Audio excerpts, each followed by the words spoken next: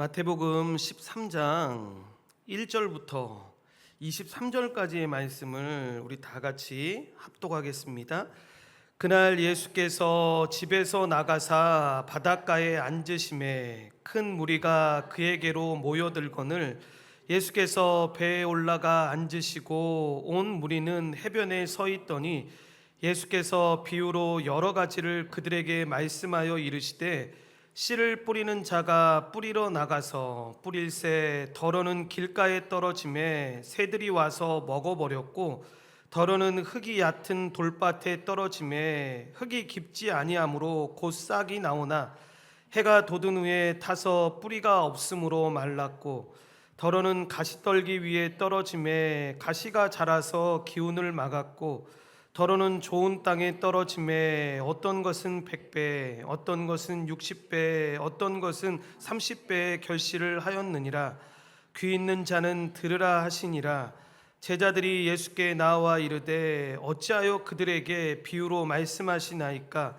대답하여 이르시되 천국의 비밀을 아는 것이 너희에게는 허락되었으나 그들에게는 아니 되었나니 무릇 있는 자는 받아 넉넉하게 되되 없는 자는 그 있는 것도 빼앗기리라. 그러므로 내가 그들에게 비유로 말하는 것은 그들이 보아도 보지 못하며 들어도 듣지 못하며 깨닫지 못함이니라. 이사야의 예언이 그들에게 이루어졌으니 일렀을 너희가 듣기는 들어도 깨닫지 못할 것이요 보기는 보아도 알지 못하리라. 이 백성들의 마음이 완악하여져서 그 귀는 듣기에 둔하고 눈은 감았으니 이는 눈으로 보고 귀로 듣고 마음으로 깨달아 돌이켜 내게 고침을 받을까 두려워함이라 하였느니라. 그러나 너희 눈은 봄으로 너희 귀는 들음으로 복이 있도다. 내가 진실로 너희에게 이르노니 많은 선지자와 의인이 너희가 보는 것들을 보고자 하여도 보지 못하였고 너희가 듣는 것들을 듣고자 하여도 듣지 못하였느니라. 그런즉 씨 뿌리는 비유를 들으라. 아무나 천국 말씀을 듣고 깨닫지 못할 때는 악한 자가 와서 그 마음에 뿌려진 것을 빼앗나니 이는 곧 길가에 뿌려진 자요 돌밭에 뿌려졌다는 것은 말씀을 듣고 즉시 기쁨으로 받되 그 속에 뿌리가 없어 잠시 견디다가 말씀으로 말미암아 환난이나 박해가 일어날 때에는 곧 넘어지는 자요 가시떨기에 뿌렸다는 것은 말씀을 들으나 세상의 염려와 재물의 유혹에 말씀이 막혀 결실하지 못하는 자요 좋은 땅에 뿌려졌다는 것은 말씀을 듣고 깨닫는 자니 결실하여 어떤 것은 100배, 어떤 것은 60배, 어떤 것은 30배가 되느니라 하시더라. 아멘. 저는 오늘 이것인 말씀을 가지고 나는 어떤 마음으로 말씀을 듣고 있는가, 나는 어떤 마음으로 말씀을 듣고 있는가라는 제목으로 예수님의 비유 두 번째 말씀을 전하고자 합니다. 오늘도 우리가 예수님께서 말씀하신 비유를 우리가 함께 살펴보고자 하는데 이 마태복음 13장 말씀은 예수님께서 말씀하신 여러 천국의 비유가 기록되어 있습니다. 먼저 이 비유들을 제대로 이해하기 위해서는 왜 사람들이 예수님의 그토록 많은 능력의 말씀을 들었음에도 불구하고 예수님을 믿지 않았을까라는 이 질문을 우리가 다 생각해 봐야 하는데 하나님이신 예수님께서 이 땅에 오셨습니다. 그분은 여러분 하나님의 권세를 가지고 말씀을 하셨습니다. 그러니까 예수님의 말씀에는 그 어떤 사람과도 비교할 수 없는 권위가 있는 겁니다. 여러분 예수 믿는 사람만 느꼈던 게 아닙니다. 마태복음 7장 28절과 29절을 보면 예수님께서 산상설교를 마치셨을 때 사람들이 예수님의 가르침에 놀랐다라고 기록을 하고 있습니다. 우리 프린트물 뒤에 있죠. 우리 이 말씀을 한번 합독하겠습니다. 예수께서 이 말씀을 마치심에 무리들이 그의 가르치심에 놀라니 이는 그 가르치시는 것이 권위 있는 자와 같고 그들의 서기관들과 같이 아미하밀러라. 아멘. 여러분 당시 서기관들이 어떤 사람들입니까? 성경을 연구하고 가르치던 사람들입니다. 그러니까 당시의 최고의 설교자들이었습니다. 그런데 사람들이 예수님의 설교를 듣고 어떻게 이야기를 합니까? 예수님의 말씀에서 서기관들과는 다른 권위를 발견했다. 지금 말로 하면 예수님은 최고의 설교자였던 겁니다. 그런데 이상한 건 뭐냐면 그들이 그렇게 다 알았음에도 불구하고 사람들이 예수님의 말씀에 놀라기는 했는데 모두가 예수님을 믿은 것은 아니라는 겁니다. 그래서 마태복음의 이야기가 진행되면 진행될수록 우리가 보는 장면은 뭐냐면 종교 지도자들이 예수님을 더욱 미워했고 예수님을 대적하기 시작했다라는 말씀을 여러분 듣게 됩니다. 그런 점에서 우리는 오늘 말씀의 제목처럼 지금 우리가 어떤 마음으로 말씀을 듣고 있는가 이 부분을 잘 생각해 봐야 하는데, 먼저 이 13장과 관련된 배경을 살펴보려면 10장부터의 내용을 우리가 잘 봐야 합니다.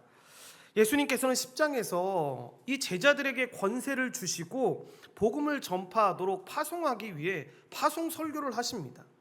이때 주님께서 뭐라고 말씀하시냐면 너희가 복음을 전할 때 너희를 영접하는 자만 있는 것이 아니라 그들이 전하는 복음을 거절하고 반대하는 자들이 있을 거다라고 분명하게 말씀하십니다.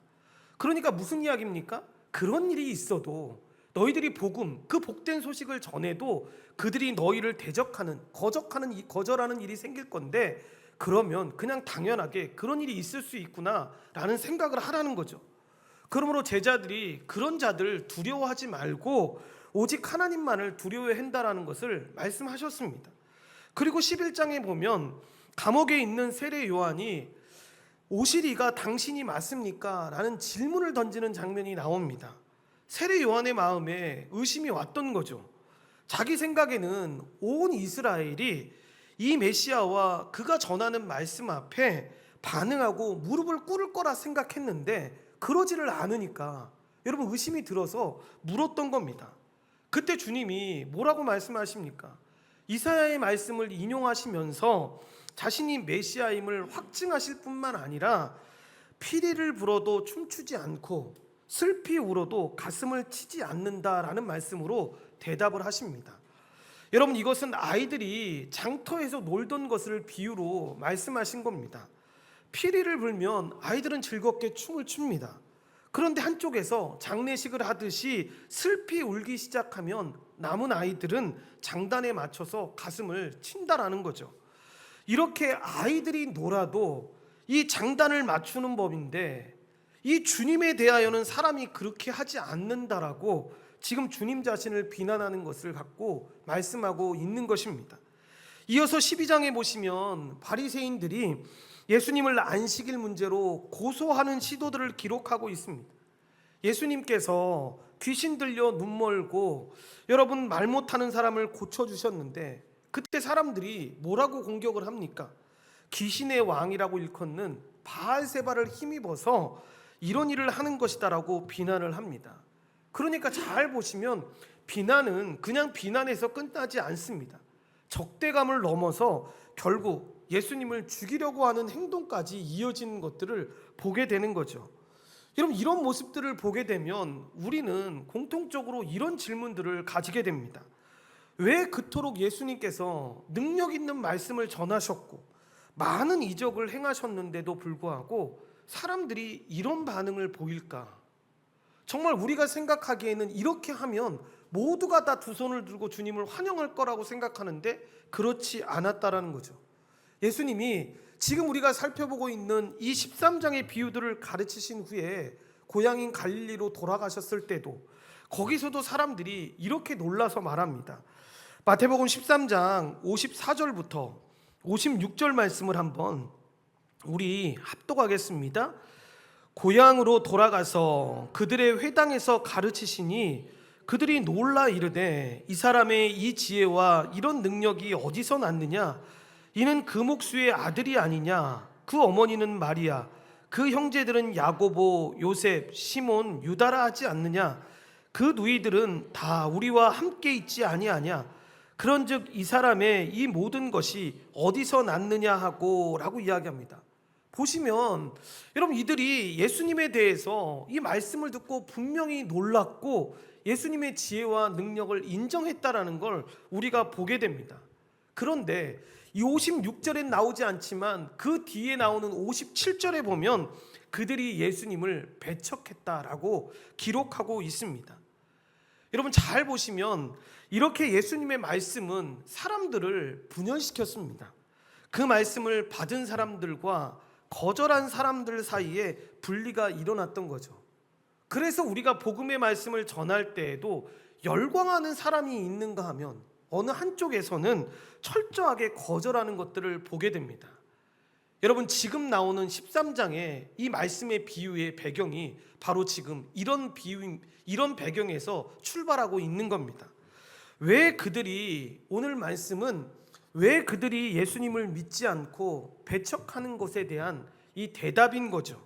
이것은 모든 세대에 적용되는 말씀입니다. 그렇다면 여기서 우리가 한 가지 질문해 볼 수 있습니다.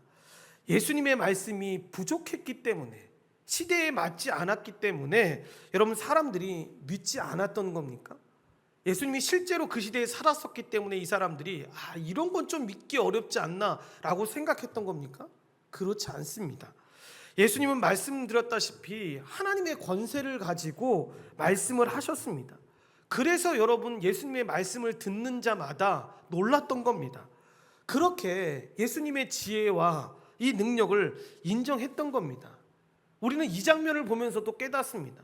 놀랐다고 해서 모두가 예수님을 믿는 건 아니라는 거죠. 감동했다고 해서 예수님을 따르는 것은 아니라는 것입니다. 어떤 사람은 예수님을 믿고 여러분 예수님을 따르기로 작정합니다. 그래서 굉장히 기뻐하는 것들을 보게 됩니다. 그런데 얼마 시간이 지나지 않아서 세상의 염려와 여러분 세상의 재물 때문에 말씀을 버리는 것들을 우리가 얼마나 많이 보게 됩니까? 그리고 어떤 사람은 한 걸음 거기서 더 나아가 예수님을 대적하는 자리까지 나아가게 되는 거죠. 그래서 실제로 여러분 밖에 나갔을 때 예수님을 대적하고 공격하는 사람들의 대부분 특징은 여러분 교회를 안 다녀본 사람들이 아닙니다. 어줍잖게 이런 말씀을 조금 듣거나 아니면 교회에서 오랫동안 생활했던 사람들이 공격을 하는 거죠. 그래서 예수 믿는 사람들조차도 당황할 때가 있지 않습니까? 저건 예수님 믿지 않는 사람이면 모르는 건데 교회 생활을 해보지 않는 사람이면 모르는 일인데 저렇게까지 공격하는 걸 보면서 당황할 때가 있지 않습니까? 여러분 그런 사람들이 바로 이런 사람들인 거죠. 그냥 실망하고 그냥 낙심하는 정도에서 끝나는 게 아니라 적대감으로 나아가 대적하는 단계까지 이르게 되는 거죠. 이렇게 문제는 여러분 말씀에 있지 않습니다. 말씀을 듣는 사람의 마음에 있다라는 걸 기억해야 합니다. 바로 이것을 설명해 주는 말씀이 바로 오늘 우리가 살펴볼 네 밭의 비유입니다. 이런 모든 문제들을 마태복음 13장의 비유들이 대답하고 있는 겁니다. 먼저 복음의 말씀, 이 씨는 여러분 동일합니다. 왜 여러분 동일한 말씀이 다른 결말을 가져오게 되는 것입니까? 우리는 이런 배경의 질문을 가지고 이 마태복음 13장의 비유인 이 첫 번째 비유인 네 밭의 비유를 살펴보려고 합니다. 오늘 우리가 살펴볼 말씀은 우리가 어릴 적부터 많이 들었던 비유로 흔히 씨 뿌리는 자의 비유다라고 이야기를 들었습니다. 그런데 오늘 본문의 핵심을 잘 생각해 보면 씨 뿌리는 자의 비유가 아니고 네 밭의 비유라는 것이 더 적절하다라는 것을 여러분 우리는 알게 됩니다.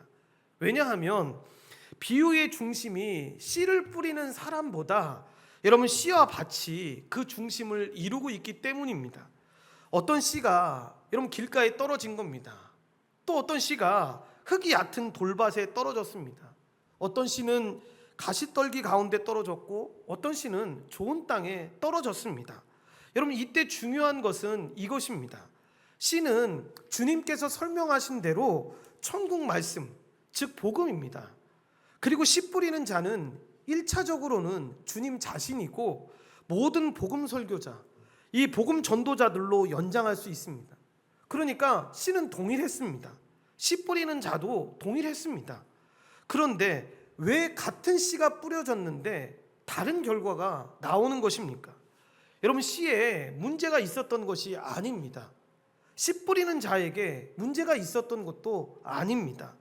물론 여러분, 씨 뿌리는 자에 있어서 우리가 실수도 많고 연약함을 가진 사람이기 때문에 때로는 잘못된 방식으로 복음을 전할 수도 있고 복음 자체에 물을 타서 잘못되게 전할 수도 있습니다. 그런데 본문은 그런 상황을 상정해서 말하고 있는 게 아닙니다. 복음 사역자로 부름을 받은 사람들이, 저와 여러분이 신실하게 복음을 그대로 전하고자 할 때 그 결과가 다를 수 있다는 겁니다. 그 복음의 내용은 분명한데 불구하고 어떤 사람은 그 복음을 듣고 환영하는가 하면 어떤 사람은 대적한다라는 거죠. 이 네 종류의 밭은 복음을 듣는 사람들의 다양한 마음을 보여주는 겁니다. 이렇게 같은 씨가 뿌려졌음에도 결과가 달라지는 건 밭이 달랐기 때문입니다. 실제로 예수님께서도 갈릴리와 유대를 다니시며 복음을 전하셨을 때 잘 보시면 반응이 다 달랐습니다. 어떤 사람은 믿었습니다. 그리고 어떤 사람은 기뻐했습니다. 그런데 어떤 사람은 세상의 염려 때문에 주님의 말씀을 버렸습니다. 그리고 더 나아가 어떤 사람은 예수님을 철저하게 거부했습니다. 그렇다면 우리에게 던져야 하는 질문은 그거죠. 나는 지금 어떤 마음으로 이 하나님의 말씀을 듣고 있는가? 여러분, 이 질문은 다른 사람을 생각하면서 이 질문을 던지라는 게 아닙니다. 저 사람은 길가인 것 같아. 저 사람은 돌밭인 것 같아. 내 남편은 가시떨기인 것 같아. 라고 생각하는 게 아닙니다. 오늘 예수님께서는 나의 마음을 지금 보라고 말씀하고 있는 겁니다. 지금 말씀을 어떻게 듣고 있어? 나는 말씀 앞에서 내 생각을 내려놓고 있는지를 생각해 보라는 겁니다. 아니면 말씀을 들으면서도 여전히 내 생각과 내 뜻을 붙들고 있는 건 아닌지 살펴보라는 겁니다. 이 질문에 대한 내용을 가지고 오늘 말씀을 봐야 하는데, 하나씩 이 밭을 살펴보기 원하는데, 첫 번째 밭은 길가로, 이 4절에 보시면 뿌릴새 덜어는 길가에 떨어짐에 새들이 와서 먹어버렸고 라고 나오는데, 여러분, 길가의 특징이 무엇입니까? 사람들이 계속 밟고 다녀서 단단해진 땅을 말합니다. 그래서 씨가 떨어져도 흙 속으로 들어갈 수가 없는 거죠. 여러분, 이것은 굳은 마음 혹은 이 문을 굳게 절어 잠근 마음을 가리키는 겁니다. 그러니까 실제로 비록 예배당 안에 와서 앉아서 선포되는 복음을 귀로 듣고 있을 수는 있지만 그 복음을 전혀 받아들일 마음이 없는 거죠. 여러분, 이런 마음을 가지고 있는 사람들에게는 특징이 있습니다. 뭐냐면 자기의 생각이 하나님의 말씀보다 높다라고 생각을 합니다. 자기의 경험과 판단이 하나님의 말씀보다 옳다라고 생각을 하는 거죠. 그래서 이런 사람들은 자기의 생각으로 하나님의 말씀을 판단하기 시작합니다. 그래서 항상 보면 이런 사람들은 논쟁적이고 비판적입니다. 이런 교만한 태도는 그런데 사실 영적 무지와 다를 바가 없습니다. 가장 지혜로운 것처럼 행동하지만 실제로는 가장 무지한 자인 겁니다. 우리는 복음서에서 예수님을 대적하고 어떻게든 예수님의 말씀에서 흠을 찾으려고 했던 이 바리새인과 서기관들과 같은 존재에서 이런 마음들을 보게 됩니다. 여러분, 오해하시면 안 됩니다. 그들은 주님의 말씀을 나름대로 매우 주의 깊게 들었습니다. 안 들은 게 아닙니다. 주워 들은 얘기를 가지고 예수님을 공격했던 게 아니었습니다. 그런데 듣긴 들었는데 그들이 그렇게 들은 것은 믿기 위함이 아니라 비판하고 흠을 찾기 위한 그런 마음으로 이 말씀을 들었던 겁니다. 여러분, 이런 마음으로 말씀을 들으면 들을수록 어떤 일들이 벌어지게 됩니까? 마음이 더 완악해지고 여러분 굳어지게 됩니다. 그래서 결국 그들이 어떻게 됩니까? 예수님을 죽이기로 작정하지 않습니까? 그런데 이것은 여러분 교회 밖에 있는 사람들만의 문제라고 생각해서는 안 됩니다. 우리에게도 이런 마음이 있을 수가 있다라는 거죠. 그래서 하나님의 말씀을 들으면서도 여러분 그런 생각 들을 때 없습니까? 하나님, 나는 그렇게 생각하진 않습니다.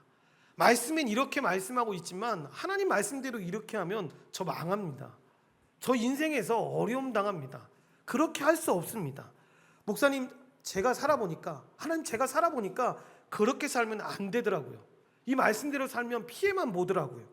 그 말씀은 나에게 적용되지 않는 말씀, 옆에 있는 저 성도에게 해당되는 말씀인 것 같습니다 라고 생각하지는 않으십니까? 그러면 여러분, 하나님의 말씀이 우리의 마음 가운데 들어오지 못합니다. 실제로 여러분, 그런 사람들 있지 않습니까? 내가 교회 3번 너 따라가서 그렇게 한번 가기는 갈게, 네가 그렇게 부탁하니까 가기는 갈게. 그런데 왔는데 이런 마음문을 열지 않고 마음속에서 나는 절대 저 말을 듣지 않을 거야 라고 계속 생각하면 하나님께서 정말 특별한 은혜를 베푸셔서 마음을 바꾸시는 경우도 있죠. 그런데 3번 온다고 해서 뭐가 달라지는 게 있겠습니까? 그 사람들이 이제 하나님의 신자가 됐습니다, 하나님의 백성이 됐습니다.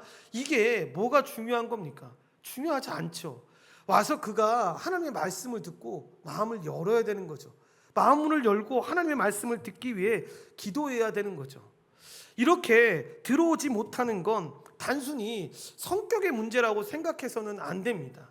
말씀에 보면 악한 자가 와서 그 말씀을 빼앗는다라고까지 표현을 합니다. 이렇게 말씀을 듣는 건 영적인 싸움을 하는 겁니다. 그러니까 처음에 왔는데 목사님, 저는 첫날부터 말씀을 듣고 너무 은혜가 됐습니다 라고 이야기하면 여러분, 정말 예수님의 큰 은혜입니다. 그리고 그 일이 있기 위해서 얼마나 많은 사람들이 그 은혜의 자리에 이르게끔 기도하면서 갔는지 모릅니다. 하나님이 때가 된 겁니다. 그 사람에게 은혜를 주신 거죠. 그러니까 말씀을 듣는다라는 건 단순히 내가 귀를 열어서 그 말씀을 듣는다, 이게 아니라 마음으로 예수 그리스도의 말씀 앞에 자신을 내려놓는 것을 이야기하는 것입니다. 두 번째는 돌밭입니다. 5절과 6절 말씀인데 한번 이 말씀은 우리 합독하겠습니다. 더러는 흙이 얕은 돌밭에 떨어짐에 흙이 깊지 아니하므로 곧 싹이 나오나 해가 돋은 후에 타서 뿌리가 없으므로 말랐고 라고 이야기합니다. 예수님께서는 이것을 20절과 21절에서 이렇게 설명하십니다. 돌밭에 뿌려졌다라는 것은 말씀을 듣고 즉시 기쁨으로 받되 그 속에 뿌리가 없어 잠시 견디다가 말씀으로 말미암아 환난이나 박해가 일어날 때에는 곧 넘어지는 자요 라고 이야기합니다. 여러분, 뭘 말하는 겁니까? 피상적인 믿음을 말하는 거죠. 말씀을 듣습니다. 기쁩니다. 감동도 받습니다. 때로는 눈물을 흘릴 때도 있습니다. 그런데 뿌리가 없는 겁니다. 여러분, 왜 그렇습니까? 겉에는 흙이 있지만 그 아래는 돌이 있기 때문입니다. 그렇게 여러분, 말씀을 듣는 순간에는 부드러워 보입니다. 그러나 말씀 때문에 손해 보아야 할 때, 말씀 때문에 내가 원하는 것을 포기하고 사람들에게 비난을 받아야 할 때, 고난을 받아야 할 때 그 믿음은 뿌리가 없기에 사라진다라는 것입니다. 우리가 야고보서에서 참된 믿음은 인내가 있다라고 했는데 여러분, 이 피상적인 믿음에는 인내가 없는 것입니다. 여러분, 왜 뿌리가 내리지 못하는 것입니까? 말씀이 마음 깊은 곳까지 들어가지 못했기 때문입니다. 자아가 여전히 살아있기 때문입니다. 내 생각과 내 주장과 내 뜻이 여전히 하나님의 말씀보다 앞서 있기 때문입니다. 그러므로 참된 믿음은 단순히 말씀에 이런 감동받는 것이 아닙니다. 참된 믿음은 말씀 앞에서 내가 깨어지는 겁니다. 그렇게 내가 옳다라는 생각이 무너지고 내 뜻보다 하나님의 뜻을 인정하고 내 인생의 주인이 내가 아니라 예수 그리스도이심을 인정하는 것입니다. 이것이 바로 성령께서 하시는 일입니다. 세 번째는 가시떨기로 7절에 보시면 더러는 가시떨기 위에 떨어짐에 가시가 자라서 기운을 막았고 라고 나오는데 예수님께서 22절에 이렇게 설명하십니다. 가시떨기에 뿌려졌다라는 것은 말씀을 들으나 세상의 염려와 재물의 유혹에 말씀이 막혀 결실하지 못하는 자요 라고 이야기합니다. 여기서 막혔다라는 것은 이런 말씀이 질식당했다라는 의미입니다. 그는 분명히 복음을 추구하는 것처럼 보입니다. 그래서 말씀도 듣고 예배도 드립니다. 성경도 읽습니다. 그런데 말씀이 자라지를 못합니다. 왜 그런 것입니까? 마음에 가시가 너무 많기 때문입니다. 세상의 염려, 이 재물의 유혹, 육신의 정욕과 안목의 정욕과 이생의 자랑이 우리의 마음을 가득 채우고 있기 때문에 그렇습니다. 이렇게 복음의 말씀보다 세상의 것이 더 크게 보입니다. 그래서 하나님 나라보다 이 세상의 성공이 더 중요하게 느껴지게 되는 거죠. 예수님보다 돈이, 사람들의 인정이, 내가 원하는 삶이 더 중요한 겁니다. 그래서 말씀이 자라지 못하는 것입니다. 우리가 대표적으로 주님께 나와왔던 부자 청년이, 여러분 바로 이 경우라고 할 수 있지 않습니까? 그 청년은 무슨 선한 일을 하여야 영생을 얻으리까라고 물을 정도로 겉으로 보기에는 정말 괜찮은 청년이었습니다. 그는 하나님의 말씀을 알고 있었고 계명을 지키려고 노력하는 자였습니다. 그런데 예수님께서 그런 자에게 여러분 말씀하셨을 때 그는 결국 돌아가게 됩니다. 왜입니까? 여러분 재물이 많았기 때문입니다. 이렇게 그 청년에게 재물은 단순히 가지고 있는 물질이 아니었습니다. 그의 마음의 주인이었습니다. 그러니까 다 부자 되지 말고 가난하게 사세요가 아니라, 여러분 부자 중에도 여러분 재물이 주인 아닌 사람들이 많습니다. 이번 주일날에도 말했지만 유한양행을 설립했던 유일한 회장 같은 경우도 그런 사람이었습니다. 아무리 재산이 많아도 그의 인생의 주인이 무엇이냐라고 물어봤을 때 그는 항상 주님이었습니다. 그러니까 지금 재물이 많고 적음에 대한 이야기를 하는 게 아닙니다. 그의 마음의 주인이 누구이냐를 묻는 겁니다. 예수님은 그것을 아셨기에 그 청년에게 질문했던 것이고, 그 청년은 그 질문을 듣고 자기의 인생의 주인은 재물이라는 걸 알았기 때문에 예수님을 떠날 수밖에 없었던 것입니다. 여기서 우리는 매우 중요한 사실을 발견하게 됩니다. 가시떨기의 문제는 단순히 돈이 많다라는 것이 아닙니다. 예수님보다 더 사랑하는 것이 있다라는 거죠. 그래서 우리는 우리 자신에게 항상 물어야 합니다. 내 마음의 주인은 누구입니까? 내가 사랑하는 것은, 가장 사랑하는 것은 무엇입니까? 내가 이것 잃어버리면 견딜 수 없다라고 생각하는 것은 과연 무엇입니까? 그렇게 점검하고 바르게 나아가야 합니다. 마지막으로 좋은 땅이 있습니다. 8절을 보시면 더러는 좋은 땅에 떨어짐에 어떤 것은 100배, 어떤 것은 60배, 어떤 것은 30배의 결실을 하였느니라. 그리고 23절에서 예수님께서 직접 이 말씀을 설명하십니다. 좋은 땅에 뿌려졌다는 것은 말씀을 듣고 깨닫는 자니 결실하여 어떤 것은 100배, 어떤 것은 60배, 어떤 것은 30배가 되느니라 하시더라. 아멘. 여러분, 좋은 땅은 말씀을 듣고 깨닫는 사람, 열매를 맺는 사람을 이야기합니다. 씨가 제대로 심겨졌다라는 것을 증명하는 것은 열매입니다. 여기에서 우리는 중요한 사실 하나를 발견하게 됩니다. 모든 사람이 말씀을 들었죠. 길가도, 돌밭도, 가시떨기도, 좋은 땅도 말씀을 들었습니다. 그런데 왜 좋은 땅에만 열매를 맺을 수 있는 것입니까? 좋은 땅만 말씀을 듣고 깨달았기 때문입니다. 여기서 깨닫는다라는 건 단순히 머리로 이해한다라는 뜻이 아닙니다. 하나님의 말씀을 믿음으로 받아들이는 겁니다. 그러니까 자세히 읽기 10번에서 여러분 이 말씀이 어떤 말씀인지를 알았습니다 라고 할 때 여러분 깨달았다 라고 표현하면 안 됩니다. 마음으로 이 말씀을 깨달아서 믿음으로 받아들이고 나아가는 것까지 가야 되는 거죠. 하나님의 말씀이 나를 판단할 수 있도록 자신을 내어놓는 것입니다. 그렇게 자신을 내려놓고 하나님의 말씀을 받아들이는 겁니다. 그것이 믿음으로 말씀을 듣는 사람의 태도인 것입니다. 그래서 히브리서 4장 2절도 이렇게 말씀하고 있습니다. 우리 다 같이 합독하겠습니다. 그들과 같이 우리도 복음 전함을 받은 자이나 들은 바 그 말씀이 그들에게 유익하지 못한 것은 듣는 자가 믿음과 결부시키지 아니함이라. 이렇게 믿음은 여러분 말씀은 믿음으로 받아들여져야 하는 것입니다.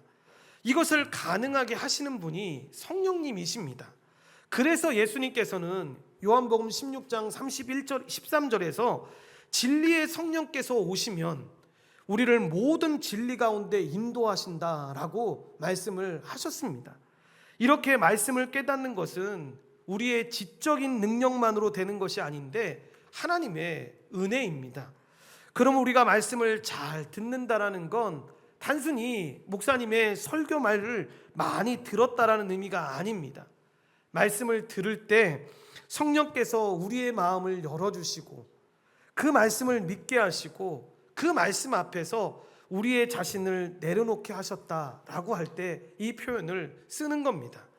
이렇게 말씀을 듣는다라는 건 하나님의 말씀으로 내가 판단받는 것을 받아들이는 겁니다. 그래서 말씀을 제대로 들으면 당연히 변화는 나타날 수밖에 없는 겁니다. 생각이 바뀌고 가치관이 바뀌고 삶의 방향이 바뀌고 결국 행동이 바뀌는 것을 보게 되는 것입니다. 이것이 말씀의 열매입니다. 첫 번째 열매는 그렇기에 순종으로 나타날 때가 많죠. 그래서 말씀을 들었다면 여러분 믿는 신자는 당연히 순종하게 됩니다. 그리고 그 순종을 통해서 삶이 변화되는 것을 보게 됩니다. 그래서 성품이, 관계가, 가정이, 교회가 변화되게 됩니다.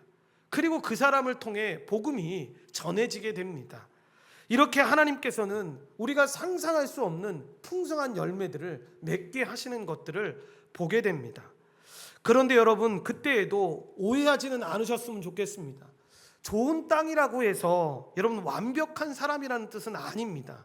그러니까 가끔 우리가 그런 얘기 할 때 있지 않습니까? 저 성도님은 정말 믿음이 좋으신 것 같아서 항상 좋은 땅이신 것 같아. 그리고 나는 돌밭이고 나는 가시떨기고 이렇게 표현하실 때 있지 않습니까? 자신을 그렇게 보는 것까지는 좋은데 여러분 좋은 땅이라고 생각하는 그분도 그 말을 듣고 나는 항상 좋은 땅이야. 여러분 이렇게만 생각해서는 안 된다라는 거죠. 좋은 땅도 계속 말씀을 들어야 하고 계속해서 성령의 은혜가 필요한 겁니다. 이렇게 중요한 것은 완벽함이 아닙니다. 말씀을 받아들이고 열매를 맺어가는 겁니다. 예수님께서는 이 비유에서 씨를 뿌리는 분으로 나타납니다. 그분은 천국의 말씀을 우리에게 뿌리셨습니다. 그런데 예수님은 단지 말씀만 가르치시는 분이 아닙니다. 예수님께서는 그 말씀을 이루시기 위해 십자가를 지셨습니다. 우리의 마음은 여러분 죄로 말미암아 굳어 있었습니다. 여러분 우리는 하나님을 사랑하기보다 자신을 사랑하기에 급급했던 자였습니다. 하나님의 말씀보다 그렇게 자신을 따랐고 세상의 것들을 사랑했습니다. 그렇게 우리 마음에는 길가가 있었고 돌도 있었고 가시도 있었습니다. 그런 우리를 하나님께서 그냥 내버려 두지 않으신 겁니다. 예수 그리스도께서 우리를 찾아오신 것입니다. 그리고 십자가에서 우리의 죄를 대신 담당하신 겁니다. 우리의 죄값을 대신 지시고 죽으셨고 그 죽음의 사망 권세를 깨뜨리고 부활하신 겁니다. 여러분 이것이 복음입니다. 이렇게 우리가 하나님의 말씀을 받아들일 수 있는 이유는 우리의 마음이 좋은 밭이기 때문이 아닙니다. 우리의 신앙이 완전하거나 우리가 말씀을 완벽하게 지켜서가 아닙니다. 우리가 좋은 사람이기 때문도 아닌 것입니다. 예수 그리스도께서 대신하여 죽으실 만큼 우리를 사랑하셨기 때문입니다. 그리스도의 의가 그로 말미암아 우리에게 주어졌기 때문입니다. 그리스도 안에서 우리가 하나님의 자녀가 되었기 때문입니다. 그리고 그리스도께서 우리 안에서 성령으로 역사하시기 때문입니다. 이렇게 성령께서 우리 안에 역사하시는데 굳은 마음을 부드럽게 하시는 거죠. 돌 같은 마음을 깨트리시는 겁니다. 우리 안에 있는 가시를 제거하는 겁니다. 세상의 것보다 그리스도를 더 사랑하게 하시는 겁니다. 말씀을 듣고 깨닫게 하십니다. 믿게 하시고 순종하게 하시는 거죠. 그리고 마침내 열매를 맺게 하시는 겁니다. 그래서 우리의 변화는 우리의 자랑이 될 수가 없는 겁니다. 열매가 맺혔다면 내가 자랐기 때문입니다 라고 말할 수 없는 이유가 바로 여기에 있는 겁니다. 하나님께서 은혜를 주셔서 가능한 일이었습니다 라고 고백할 수밖에 없는 거죠. 그렇게 우리가 말씀을 사랑하게 된 것도, 죄를 미워하게 된 것도, 예수님을 사랑하게 된 것도, 어려움 가운데서도 믿음을 붙잡게 된 것도 은혜라는 거죠. 우리가 다른 사람을 사랑하고 용서하게 되는 것, 우리 안에 열매를 맺는 것도 다 그분의 은혜 때문에 가능한 일이라는 것입니다. 오늘 주님께서 그래서 우리에게 묻는 것입니다. 너희는 어떻게 말씀을 듣고 있는가? 우리의 마음을 잘 살펴봐야 합니다. 혹시 우리 마음이 길가와 같아서 굳어 있지는 않은지, 혹시 돌밭과 같은 피상적인 믿음으로 기뻐할 때도 있고 즐거워할 때도 있지만 조그만 고난이나 어려움이 오면 그냥 넘어지진 않는지, 혹시 가시떨기와 같이 세상의 염려와 재물과 욕심 때문에 그 말씀을 못 받아들이고 있는지는 않는지 잘 생각해 봐야 합니다. 그런데 이 질문 앞에서 나는 그럴 수밖에 없어서 더 이상 나아가지 못하구나 라고 절망하라는 게 아닙니다. 오늘 주님께서 이 말씀을 우리에게 주시는 이유는 우리를 정죄해서 버리시기 위함이 아니라는 거죠.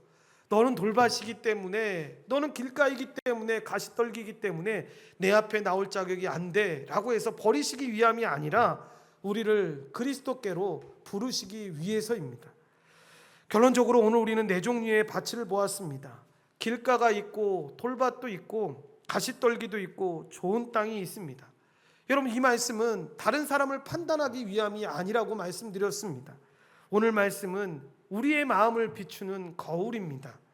나도 말씀을 듣고 있지만 마음이 굳어지고 있지는 않은지, 말씀을 기쁨으로 받지만 뿌리가 없는 건 아닌지, 세상의 염려와 재물의 유혹 때문에 말씀이 막혀 있지는 않은지, 그럴 때 하나님을 바라보고 다시 나아가야겠죠.